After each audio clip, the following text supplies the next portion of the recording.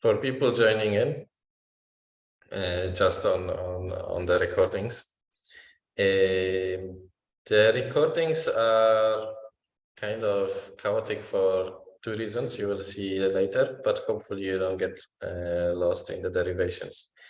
First reason is that I'm recording from a new location, so I'm not so much used to zooming for more than an hour with full focus. Then for similar reasons, Zoom crashed, so it will cut suddenly. There will be a bit of chaos. And second is that second problem was that I got a bit stuck. I got a bit stuck with the derivation.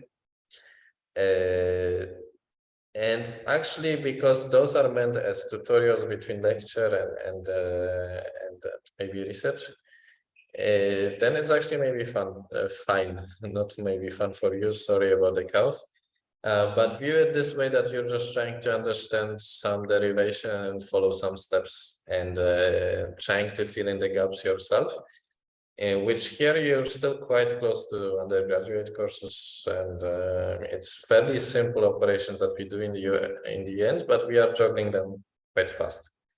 So yeah, just try not to view this as a lecture and say it's not a good lecture, but just view it as an example of a possible discussion that you might have in research. I mean, all those reasons are known, so it's not true research, but you kind of has this kind of vibe. That's why this is this kind of tutorial style.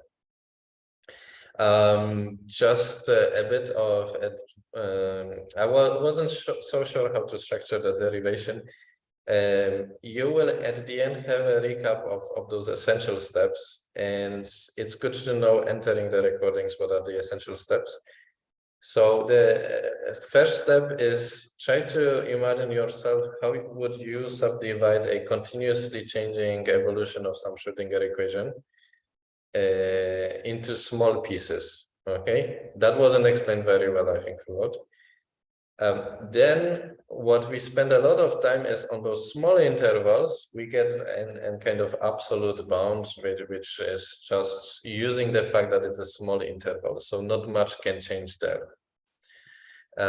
For this, we then use Taylor expansions, and that's kind of like homework to you. If it will be a lecture, I should probably do it a bit better and be more prepared to do the Taylor expansion correctly, but it's more tutorial, so you get the idea is hopefully fine enough.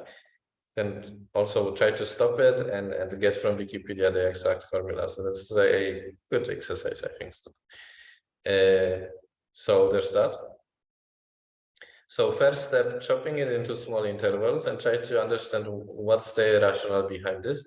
Once you have them, we have a small little bound that appears at some point. On the way, I was a bit erratic, and there are certain things that go wrong with the other attempts that I was doing. Luckily, I found the right moment to insert the Taylor expansion. You can try to take a blank sheet of paper and then try to derive it yourself, and you will see that you need to search for those moments where to insert Taylor expansion and so on.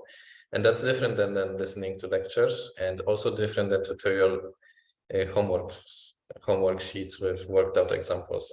You need to know your repertoire of what you're adding and add it in the right moment. That's I think a cool exercise. So maybe the chaos can be kind of a productive learning experience. And at the end, there's telescoping. Telescoping will be explained quite nicely.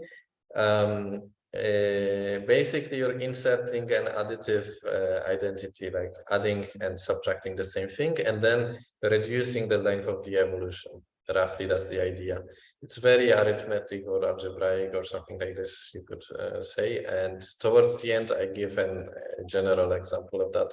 So maybe skipping ahead might be helpful, or at least, if you're following only the recordings, you don't have a chance to stop me because it was a bit chaotic. Maybe being live there, you would be asking some questions, but I think towards the end, I'm wrapping it up.